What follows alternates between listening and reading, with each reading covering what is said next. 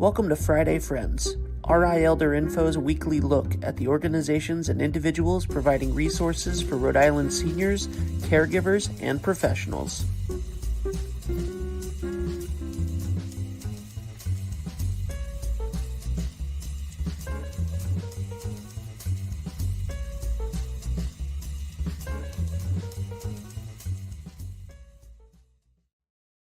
Good morning, everybody. Happy Friday. It's 9 o'clock on Friday, and you are checking out Friday Friends here on social media and on wherever you might get your podcasts from.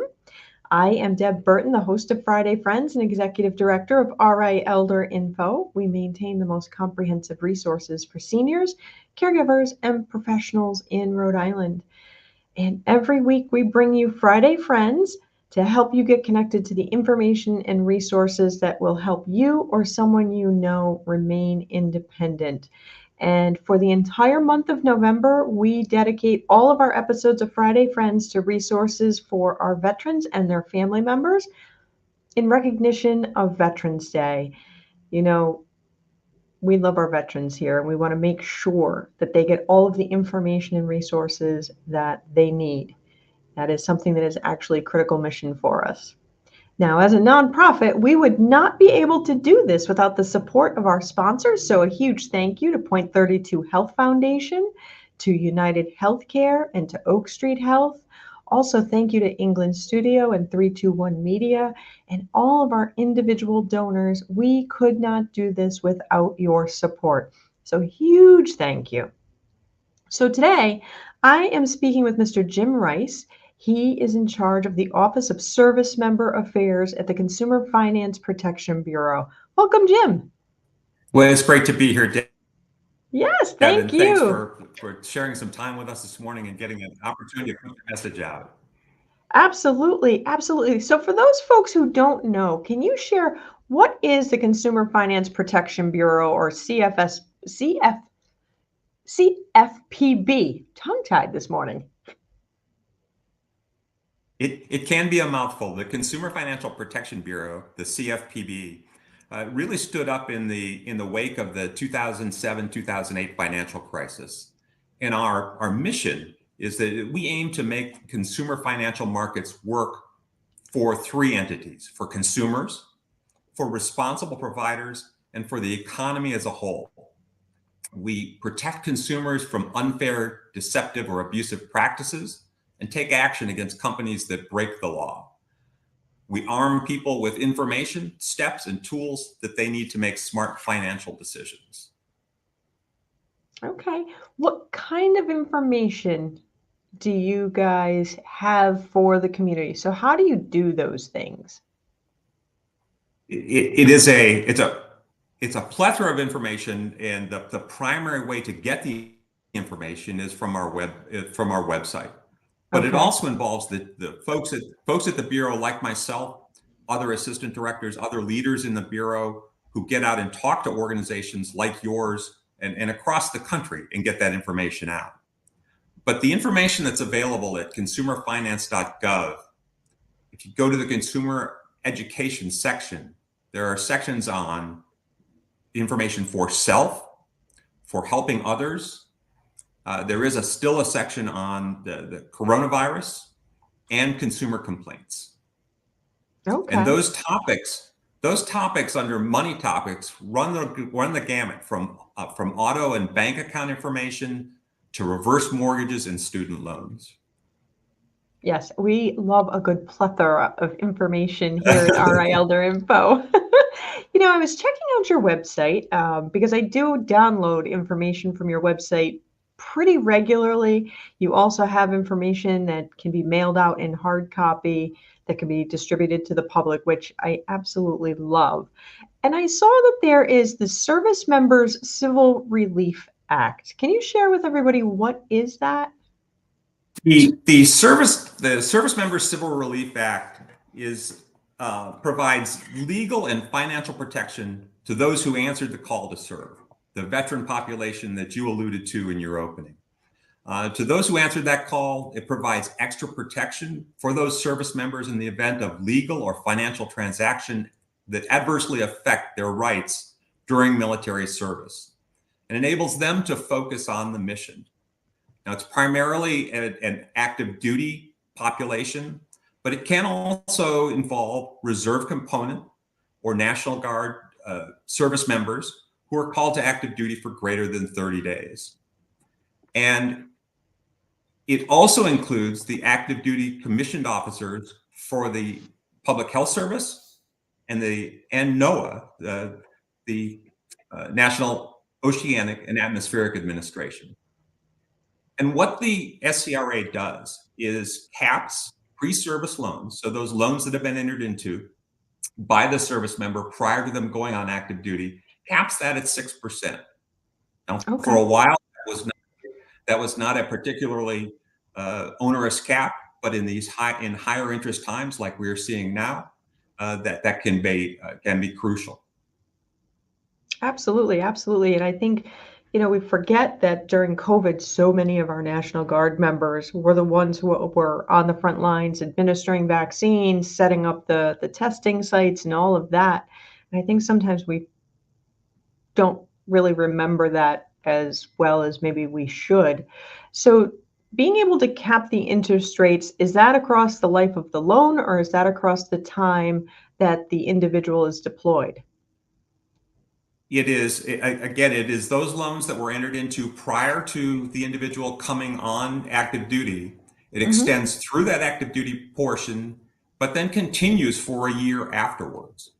Oh, good. Okay. So it gives time to readjust once you come home and get reestablished and all of those things before any changes to that interest rate can happen. That's it, exactly. And it's not that those interest payments accrued, that cap exists while the service is in place.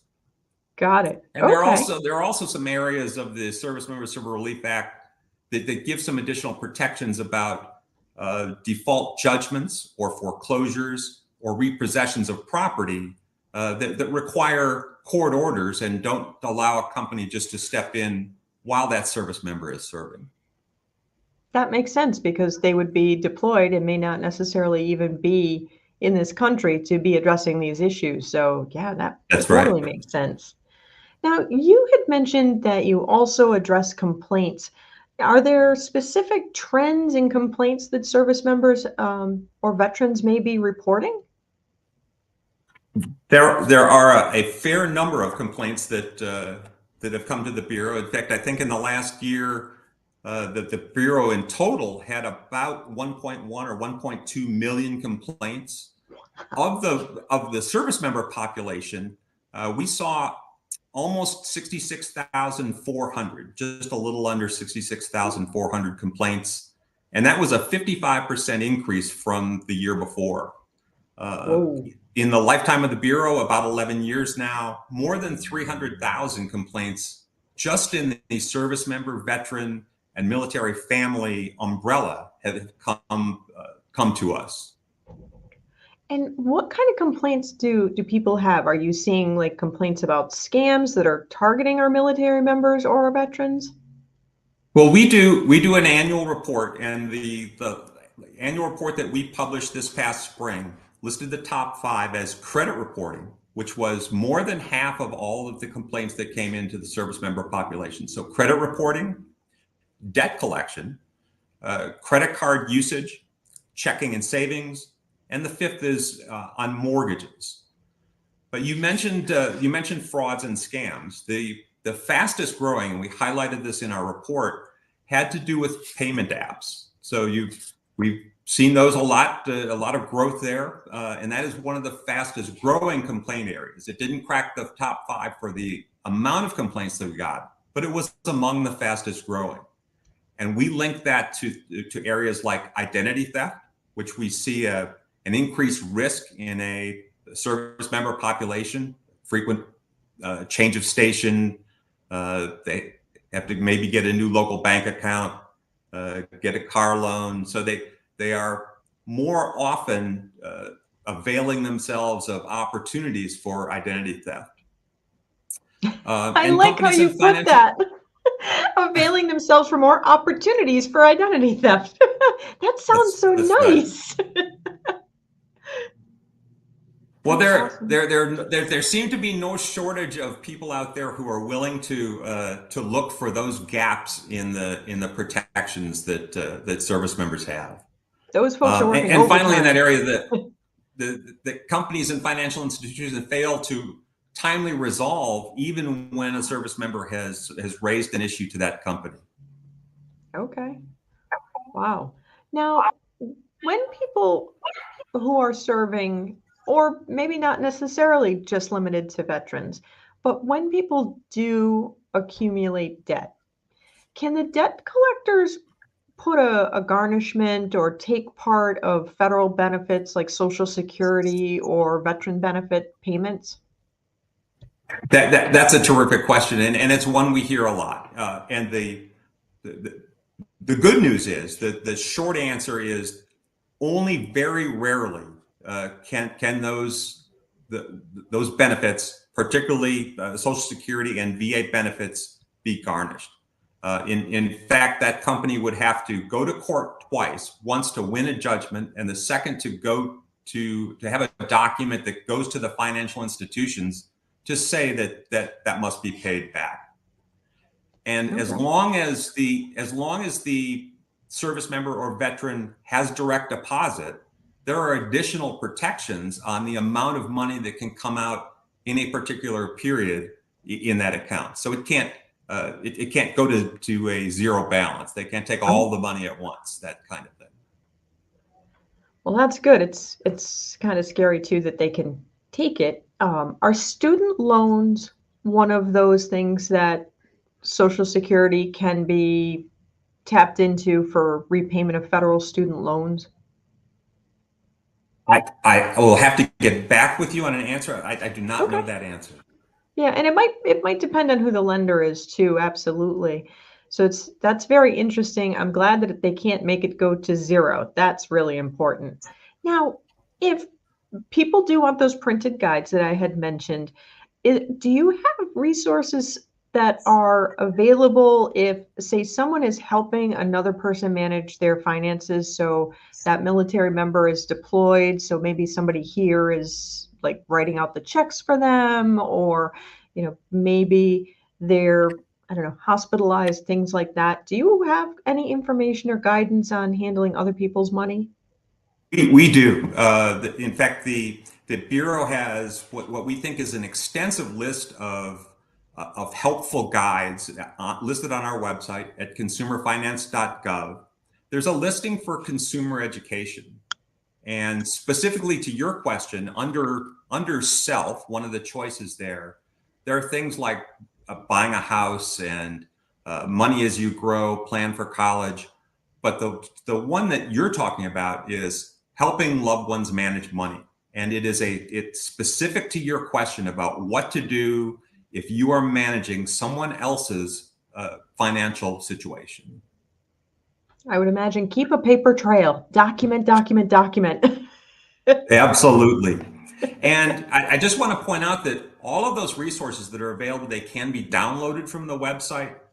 But more importantly, for anyone who does any kind of training or has a group that they're trying to help out, they can order those documents and they will be shipped directly. So not through the CFPB. They'll come directly from the government printing site in Pueblo, Colorado, to the provider at their location. So I think that's a most helpful contribution. Yes, absolutely. And we have ordered and received, and they really are free of charge. Not even paying for shipping. Not sure what they do in Pueblo, Colorado, other than print stuff, but it is amazing. So if people need to reach out to CFPB, if they feel like they might have been targeted or they have complaints that they want to see if they can get resolution to, how can the public reach you? There are a couple of ways that they can do it. So 24/7, and it is the easiest way, is to file that complaint at our website at consumerfinance.gov. But if someone does not want to do that online, they can always call toll-free number, 855-411-2375. That's 855-411-CFPB. And that is 8 a.m. to 8 p.m. Eastern, Monday through Friday, except holidays.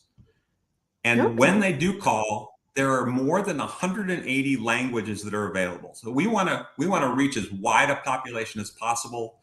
So we should be able to communicate with everyone there. And finally, awesome. if those two areas don't work, the snail mail address is P.O. Box 27170, Washington, D.C.